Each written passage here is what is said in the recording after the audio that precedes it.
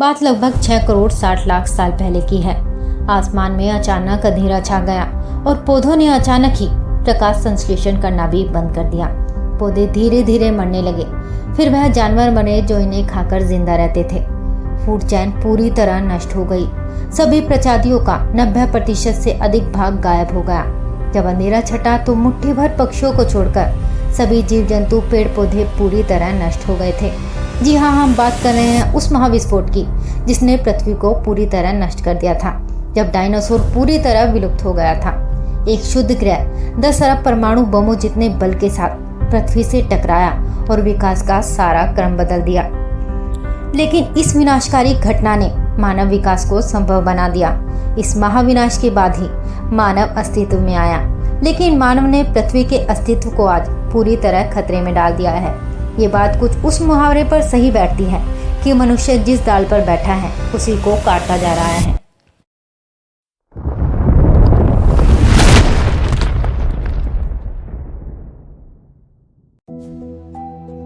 उन्नीस सौ 50 से अब तक लगभग 100 प्रजातियां ऐसी हैं जो पूरी तरह विलुप्त हो चुकी हैं।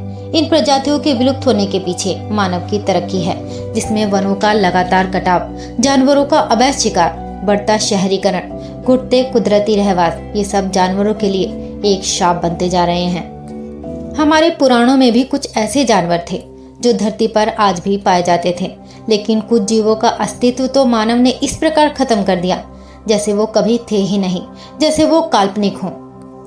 गरुड़ को रामायण में देखा गया था, जिसे भगवान विष्णु का वाहन माना जाता है। यह वही पक्षी है जिसने माता सीता को तब देख लिया था जब रावण माता सीता का हरण करके ले जा रहा था। लेकिन सवाल ये उठता है कि यह पक्षी धरती पर है भी या नहीं, और अगर है तो कहाँ है। हिंदू धर्म ग्रंथों में पक्षीराज के तौर पर स्थापित गरुड़ को कुछ दशक पहले खत्म ही मान लिया गया था, जब ये सिर्फ असम के ब्रह्मपुत्र नदी की घाटियों में मिलते थे। 16 साल पहले बिहार के भागलपुर में गरुड़ देखे और फिर शुरू हुआ इनका संरक्षण। आज उस संरक्षण के प्रयास का नतीजा है कि दुनिया में 90% गरुड़ इंडिया में है, और इसमें बिहार का रोल बहुत ही खास है। लेकिन ऐसा ही एक पक्षी है गिद्ध। कहा जाता है कि धरती पर अगर गिद्ध खत्म हो गए तो इंसान का खुद का अस्तित्व खतरे में आ जाएगा। कहा जाता है कि गिद्ध एक मुर्दाखोर पक्षी है जो मरे जानवरों का मांस खाता है। कहीं कहीं पर गिद्धों का झुंड आसमान में मंडराते हुए देखा जाता था, जिसमें दूर से ही लोग अनुमान लगा लेते थे कि कहीं कोई जानवर मरा हुआ होगा। पर्यावरण का संतुलन बनाए रखने में इनकी अहम भूमिका रही है, लेकिन आज इनकी प्रजाति लगभग विलुप्त हो चुकी है। इनके विलुप्त होने का मुख्य कारण लगातार हो रहे अंधाधुंध रसायनों का प्रयोग व प्राकृतिक संसाधनों का दुरुपयोग माना जा रहा है। गिद्धों के ही विलुप्त होने से आज पर्यावरण प्रदूषण को बढ़ावा मिल रहा है, क्योंकि यह गिद्ध मरे हुए जानवरों को खाकर पर्यावरण संरक्षण में अपनी सहायक भूमिका निभाते थे। आज से तकरीबन 15 साल पहले गिद्धों की भारी संख्या हुआ करती थी, जो धरती पर मर चुके जानवरों को खाकर पर्यावरण को दुर्गंध व अन्य बीमारियों से बचाते थे। जब कोई जानवर मरता था तो ये पर्यावरण को दूषित होने से पहले, या कहीं मरे जानवरों से फैलने वाली बीमारियों के फैलने से पहले ही उनको खाकर उनका सफाया कर दिया करते थे। लेकिन आज पर्यावरण लगातार दूषित होता जा रहा है। कृषि के उपयोग में लाए जा रहे रसायन भी इनकी विलुप्ति का बड़ा कारण है। पर्यावरणविदों के अनुसार इनके विलुप्त होने का मुख्य कारण जानवरों को बुखार होने पर लगाया जाने वाला टीका डाइक्लोफिनेल सोडियम है, जिसका असर जानवरों के मरने के बाद तक भी रहता है। पशु चिकित्सक इस टीके को बुखार, सूजन, दर्द की स्थिति में लगाते हैं। इस टीके का प्रयोग बड़े पैमाने पर किया जाता है। इसके प्रयोग से जानवर तो ठीक हो जाते हैं, लेकिन इन जानवरों के मरने के बाद गिद्धों द्वारा खाया गया इनका मांस गिद्धों की मौत का एक बहुत बड़ा कारण बन जाता है। हालांकि सरकार ने इस टीके पर प्रतिबंध लगाया हुआ है, पर यह अभी भी खूब बिक रहा है। गिद्धों के विलुप्त होते जाने का नतीजा यह हुआ कि अचानक चूहों की संख्या में भी वृद्धि हुई, जिससे प्लेग जैसी बीमारियों का स्तर बढ़ता जा रहा है। दुर्भाग्यवश आज भारत में गिद्धों की जनसंख्या बहुत तेजी से गिर रही है। 1990 में देश में गिद्धों की कुल संख्या लगभग 4 करोड़ थी, जो आज घटकर केवल 60,000 से भी कम हो गई है। भारत में कई जानवर तो पूरी तरह से विलुप्त घोषित कर दिए गए हैं। उनमें से चीता भी एक ऐसा जानवर है जो भारत में पूरी तरह विलुप्त हो चुका है।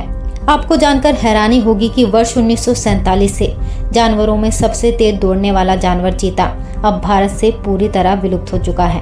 कहा जाता है कि जब हमारे देश में आखिरी चीता बचा था तो किसी महाराजा ने उसका भी शिकार कर लिया था, जिससे 5 साल बाद 1952 में इसे विलुप्त घोषित कर दिया गया और उसके बाद भारत में कोई चीता नहीं बचा। माना जाता है कि चीतों की विलुप्ति के 2 विशेष कारण थे। पहला, जानवरों के शिकार के लिए चीते को पालतू बनाया जाना और दूसरा, कैद में रहने पर चीता प्रजनन नहीं कर पाता था। अपनी तेज गति तथा बाघ व शेर की तुलना में कम हिंसक होने की वजह से इसको पालना आसान था। तत्कालीन राजाओं और जमींदारों द्वारा इसका प्रयोग अक्सर शिकार के लिए होता था, जिसमें ये अन्य जानवरों को पकड़ने में उनकी मदद करता था। चीते को पालने का मुख्य कारण इनका सहज स्वभाव था और ये कुत्तों की भांति आसानी से पाले भी जाते थे। बाघ, शेर, तेंदुओं के विपरीत यह कम उग्र जानवर है। ऐसा कहा जाता है कि मुगल बादशाह अकबर ने 49 वर्षों के शासनकाल के दौरान अपने शाही चिड़ियाघर में लगभग 9000 चीते रखे थे। वर्ष 1613 में मुगल बादशाह जहांगीर ने अपनी आत्मकथा तुजू के जहांगीरी में कैद में रखे गए किसी चीते द्वारा शावक को जन्म देने का दुर्लभ वर्णन किया है। यह अब तक का पहला तथा अंतिम साक्ष्य है जिसमें किसी ऐसी घटना का वर्णन किया गया है। इसके बाद राजाओं, जमींदारों तथा बाद में अंग्रेजों अफसरों के शिकार के लिए चीता था। उनके शावक बड़ी संख्या में जंगलों से लाए जाने लगे। यह सिलसिला 18वीं शताब्दी के पूर्वार्ध में अपने चरम पर पहुंच गया। औपनिवेशिक कालीन स्रोतों की माने तो एक प्रशिक्षित चीते की कीमत 15 रुपए से 250 रुपए के बीच थी तथा जंगल से पकड़े गए चीते की कीमत 10 रुपए से ऊपर कुछ भी हो सकती थी।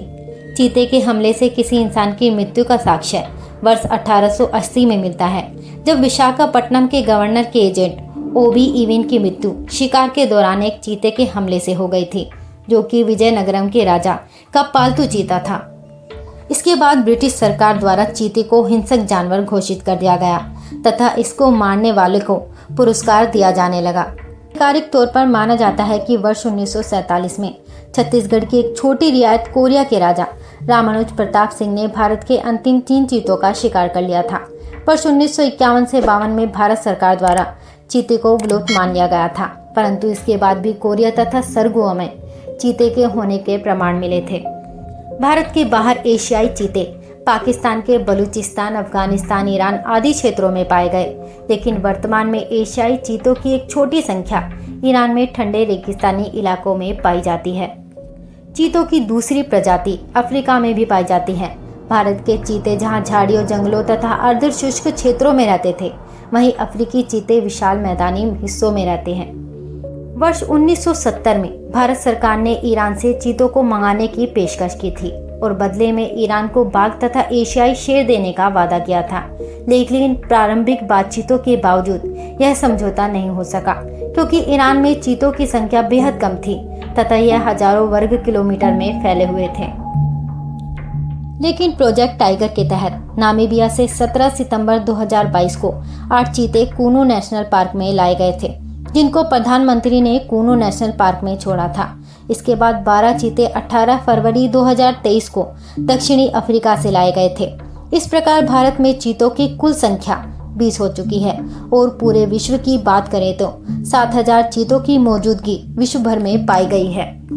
इस तरह के संरक्षण और बचाव के बाद भी जानवरों की संख्या लगातार घट रही है, जिसमें बंगाल टाइगर, एशियाई टाइगर, एक सींग वाला गैंडा, नीलगिरी तहर, शेर जैसी पूंछ वाला मकाक, कश्मीरी लाल हिरण, काला हिरण, हिम तेंदुआ, ये सभी जानवर पूरी तरह विलुप्त हो चुके हैं। आगे और भी जानवर हैं जो इस लिस्ट में शामिल हैं और अगर मनुष्य अभी भी नहीं सुधरा तो वो दिन दूर नहीं जब जानवरों का अस्तित्व पूरी तरह समाप्त करके मनुष्य खुद विनाश की ओर चल पड़ेगा।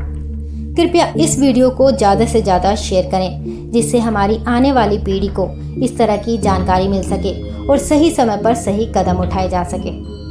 अगर धरती से सारे जानवर विलुप्त हो गए तो जाहिर तौर पर एक दिन मनुष्य भी विलुप्त हो जाएगा, क्योंकि हर जीवित चीज एक दूसरे पर परस्पर निर्भर है। कोई जानवरों के बिना भला दुनिया की कल्पना भी कैसे कर सकता है। एक छोटे से छोटे जीव से लेकर नील व्हेल तक वायुमंडल के संतुलन को बनाए रखती है, इसलिए हर एक पशु महत्वपूर्ण है। तो दोस्तों ये थी हमारी आज की वीडियो। आप लोगों को ये वीडियो कैसी लगी हमें कमेंट बॉक्स में ज़रूर बताना, और अगर अच्छी लगी हो तो वीडियो को लाइक करके चैनल को सब्सक्राइब करना बिल्कुल ना भूलें। अब हम मिलेंगे आपको अपनी अगली वीडियो में, तब तक आप लोग अपना ख्याल रखें। जय श्री कृष्णा।